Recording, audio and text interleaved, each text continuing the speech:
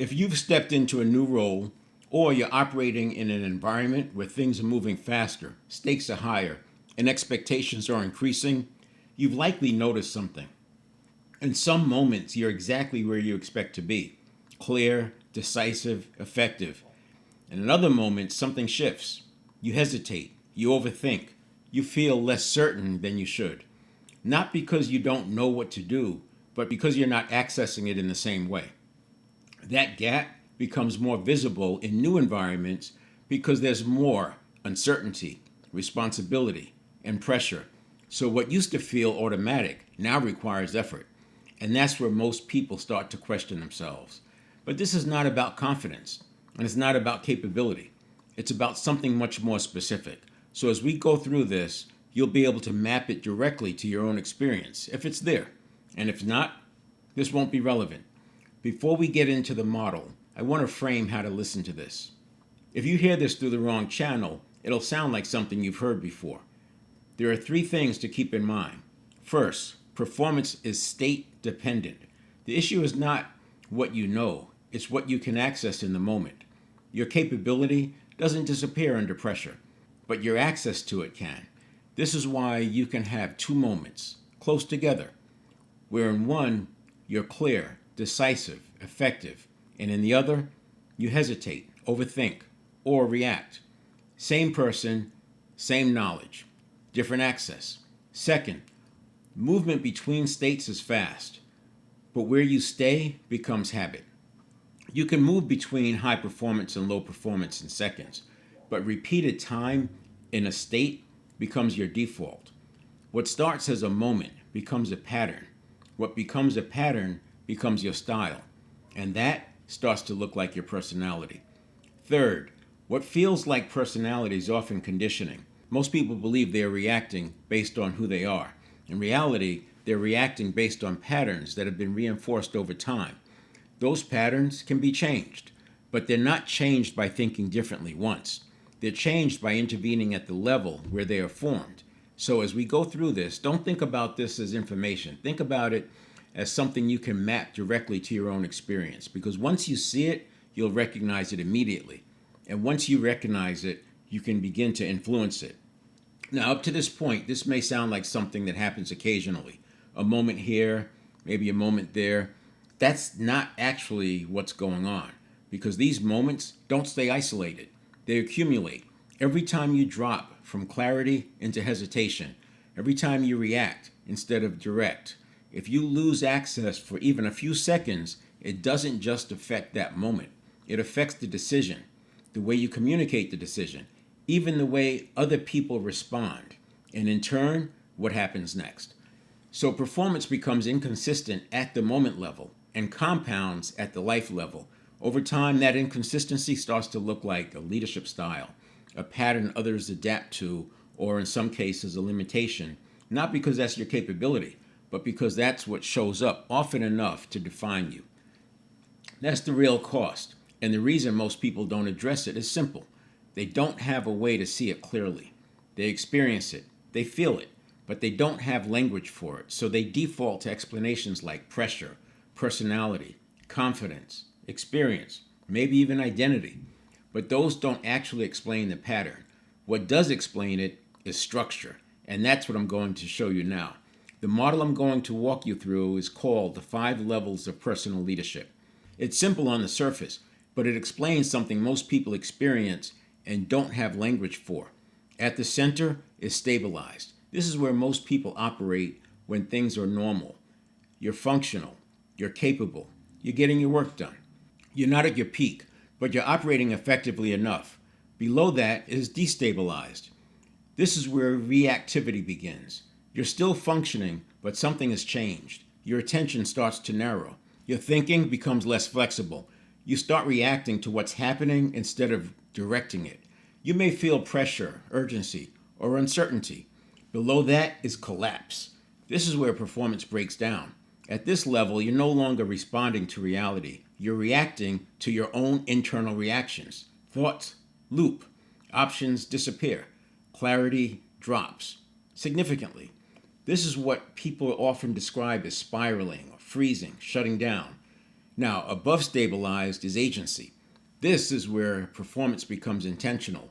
You're directing your attention, you're applying what you know, and being proactive, making decisions with clarity. You're not just responding, you're leading your own thinking. Let that sink in. Leading your own thinking. It's the difference between responding and reacting. Above that is expansion. This is peak performance. This is where output increases, clarity sharpens, and execution accelerates. People often describe this as being in the zone. Now, here's the key point. You don't live in one of these levels. You move between them throughout the day, across situations, often without realizing it. And over time, where you spend the most time determines your results, not just in individual moments, but across your career. If you spend more time in destabilized or collapsed, your performance becomes inconsistent. If you spend more time in agency, your performance becomes reliable. If you access expansion more frequently, your performance compounds on an upward trajectory. So the question is not what level am I in? The question is how often do I move between these levels and how quickly can I recover? Because that determines everything. Let's look at what actually pulls people down. The shift from stabilized to destabilized, usually it's triggered by a few consistent conditions: time pressure, ambiguity, social or status threat, cognitive overload. You've experienced all of these. A deadline moves up unexpectedly. Information is incomplete, but a decision is still required. Someone challenges your judgment, or there's simply too much coming at once. Each of these consumes attention. Each of these reduces bandwidth. And when bandwidth drops, performance follows. If that continues, you move from destabilized into collapse. And this is where things change, because now you're no longer responding or even reacting to the actual situation. You're reacting to your reaction to the situation. Internal looping starts. One thought becomes five. Five become 10. And each one becomes more negative, more urgent, more certain.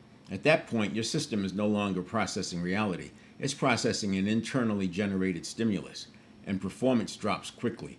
This is why you can have a situation that objectively is manageable, but internally feels overwhelming, because the system has shifted. To understand why this happens, we need to shift how we think about how the brain works.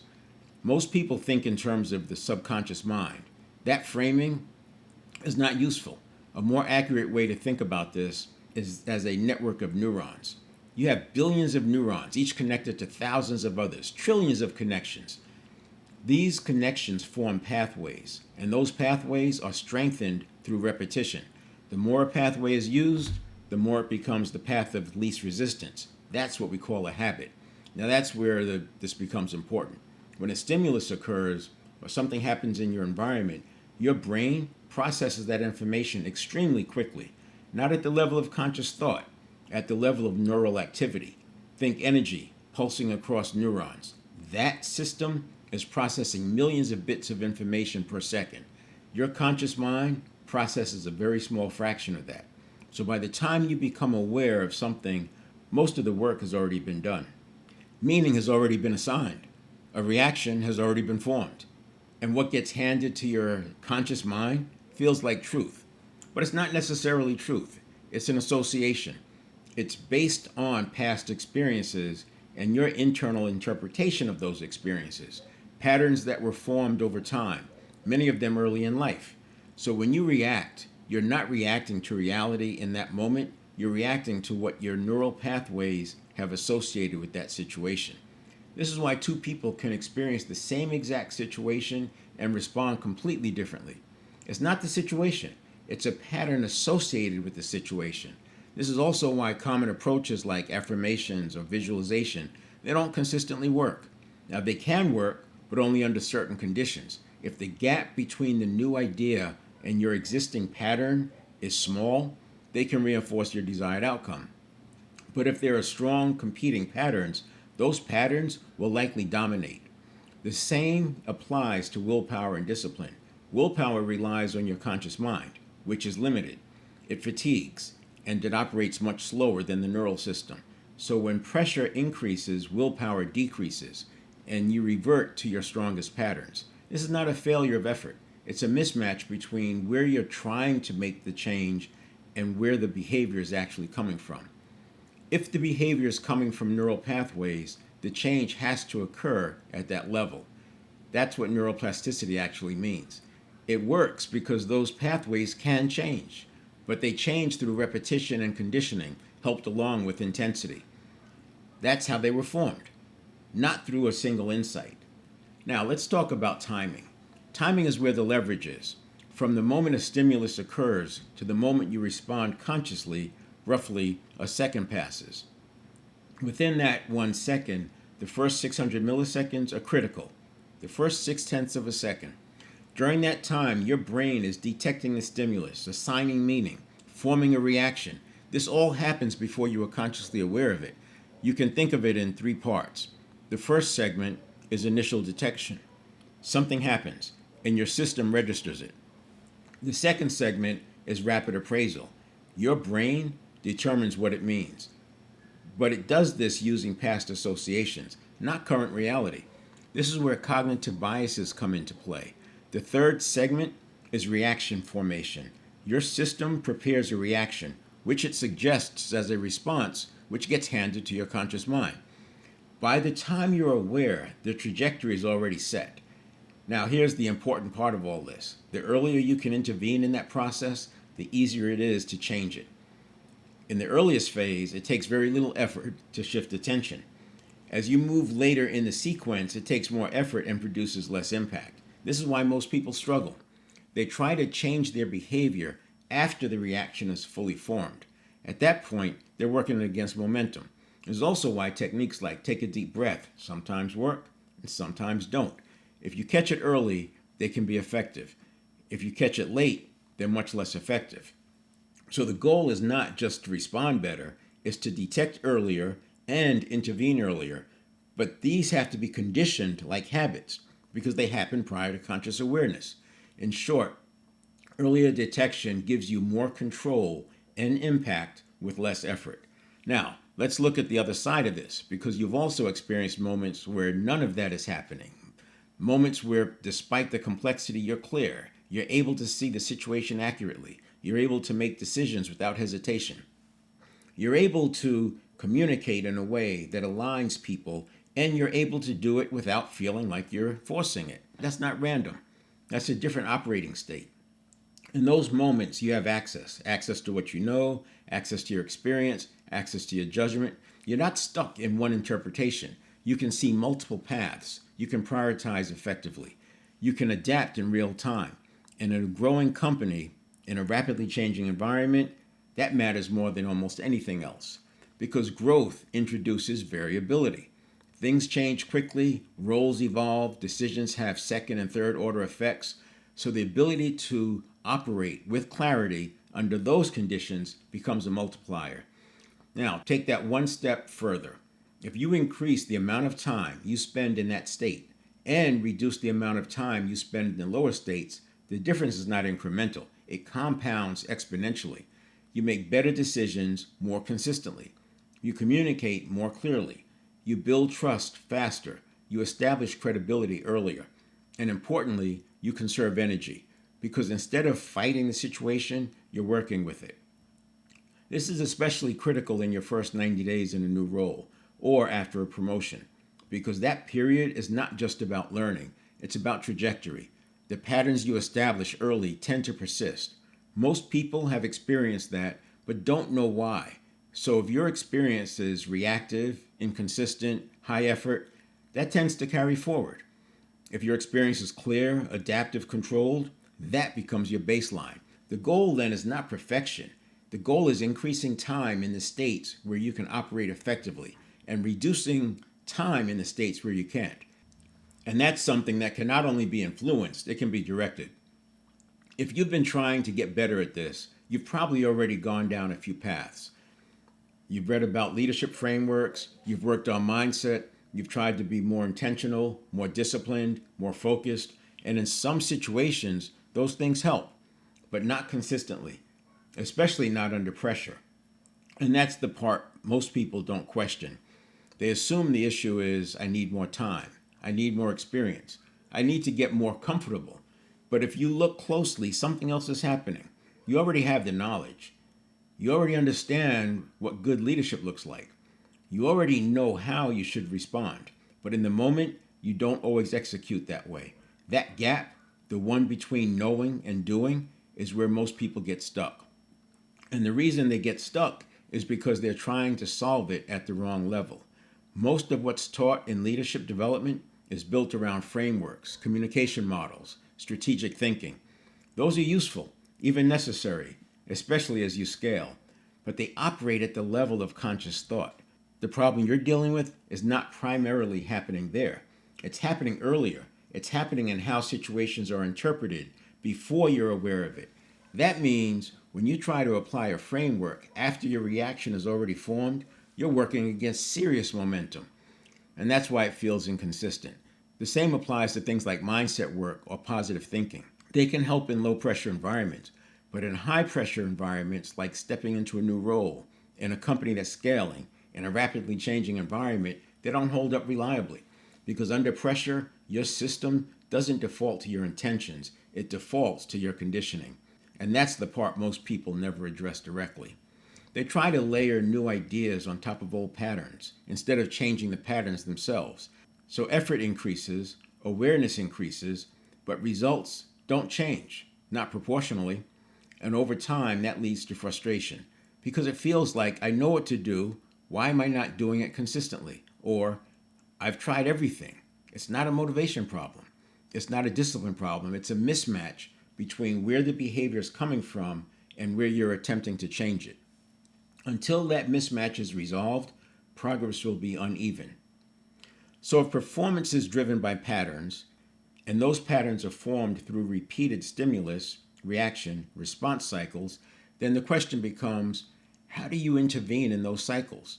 That's what the 7-step reset is designed to do. At a high level, you go through tens of thousands of these cycles every day. Most of them happen automatically, unconsciously. The 7-step reset is a way to bring awareness and control into selected cycles. Not all of them, but enough to begin shifting patterns. It focuses on 3 things. First, detecting the moment earlier. Second, interrupting the automatic reaction with the same automaticity the system is in. And third, constructing a more effective, conditioned reaction, which leads to a more effective response. And then returning to a neutral state so the next cycle is not influenced by the previous one where you may have experienced some stress. This begins to change the underlying pathways faster than one would think. What used to be automatic and seemingly working against your interests becomes less dominant. What you practice becomes more accessible, and this is not something that happens instantly. It happens through repetition. But when done correctly, it becomes automatic, just like the behavior you've been trying to stop. And that's the goal, not to think your way through every situation, but to change what happens automatically so that your default responses are aligned with how you want to perform. Now, if you step back and look at everything we've covered, there are a few things that become clear. Performance is not fixed. It changes based on the state you're in. Those states shift quickly, often before you're aware of it. And over time, where you spend the most time becomes your default, which means your results are not just driven by what you know. They're driven by how consistently you can access what you know, especially under pressure. Understanding that is useful, but it doesn't solve the problem because the issue is not awareness or lack of insight. The issue is conditioning, and conditioning does not change through a single insight. It changes through structured repetition, duration, intensity. It changes by working at the level where the pattern is formed and doing it consistently enough that a new pattern becomes the path of least resistance. That's why this is not something most people can solve on their own. Not because they're not capable, but because the system they're trying to change is the same system evaluating whether the change is working. So it defaults back to what's familiar. That's where structure matters. The next step is not information, it's application. In a structured environment where you can recognize these shifts in real time, interrupt the pattern earlier, and begin to experience what it feels like to operate with access consistently. That's what the workshop is designed to do. It's a live session. We walk through the process step by step. You're not just hearing it, you're applying it And that's where the shift starts. Because once you experience the difference, even briefly, you have a reference point. And from there, it becomes something you can build upon and expand.